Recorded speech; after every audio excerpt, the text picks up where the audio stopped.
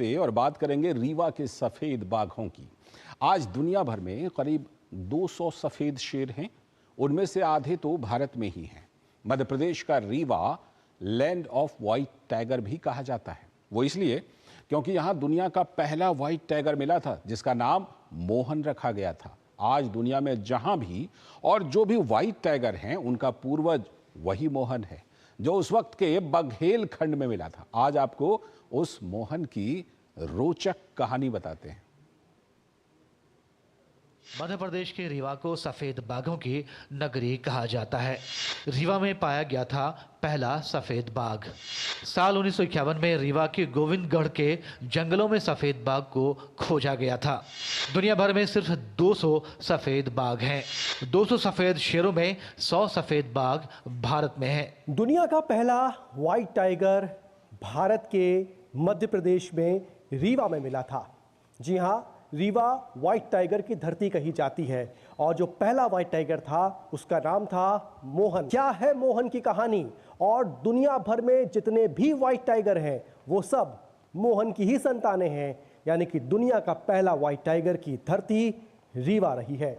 हम आपको मध्य प्रदेश के विंध्य क्षेत्र में स्थित मोहन टाइगर सफारी में लेकर आए हैं। जिस व्हाइट टाइगर मोहन के नाम से ये सफारी है, वो 1951 में उस वक्त के बघेलखंड के रीवा में इन्हीं जंगलों में मिला था। वो दुनिया का पहला व्हाइट टाइगर था। दरअसल 25 मई 1951 को उस वक्त यहाँ के महाराज मार्तंड सिंह ने अपने मेहमान जोधपुर नरेश अजीत सिंह के लिए तत्कालीन दुबरी गेम सेंचुरी में शिकार कैंप लगाया। टाइगर की तलाश शुरू हुई।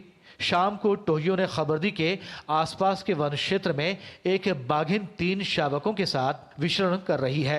इनमें से एक शावक सफेद है। बाघिन और उसके 2 शावक शाही शिकारियों की बंदूक का शिकार हो गए, लेकिन सफेद बाघ शावक बच गया।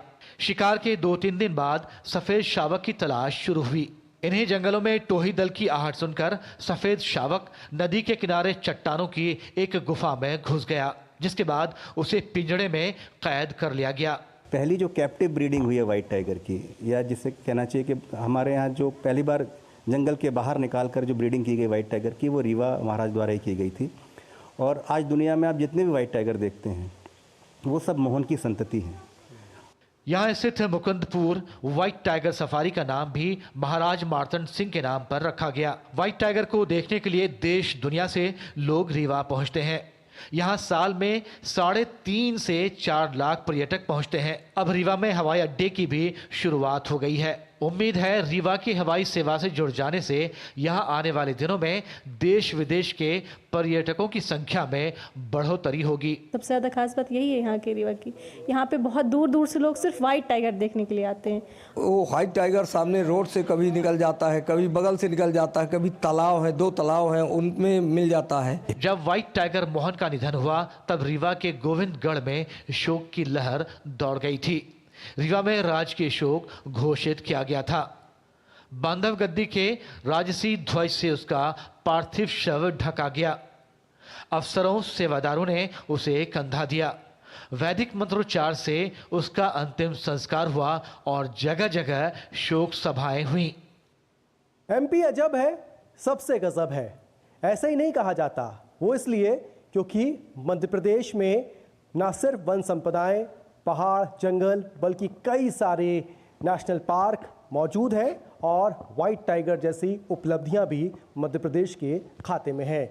विंध्य में व्हाइट टाइगर सफारी को देखने देश दुनिया से लोग आते हैं और अब रीवा की अगर बात करें तो हवाई अड्डे की भी शुरुआत हो गई है और इस हवाई अड्डे की शुरुआत से अब देश और दुनिया के लोगों को यहाँ पहुँचने में और आसानी होगी। यहाँ आने वाले पर्यटकों की संख्या भी आने वाले समय में और बढ़ेगी।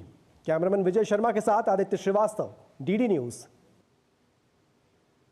वाकई बड़ी गजब है ये कहानी मोहन की। और अब बात करेंगे बिहार में दिवाली और छठ के धूम की। तो बिहार में दिवाली और आस्था के महापर्व छठ को लेकर लोगों में बड़ा उत्साह है। शहर की हर गली, मोहल्ले और हर मोड़ पर रोशनी की झिलमिलाहट देखने को मिल रही है। तो वहीं छठ की भी तैयारी में लोग जुट चुके हैं। बाजार में पूजा के लिए खरीदारी करने के साथ ही घाटों के निर्माण का काम भी तेजी से किया जा रहा है। देखिए ये खास रिपोर्ट। दीपावली पर पटाखे भले ही बैन हो, लेकिन दिवाली पर दियों और मिठाइयों की बिक्री अच्छी हो रही है। इसके साथ ही छठ की तैयारी भी शुरू हो गई है।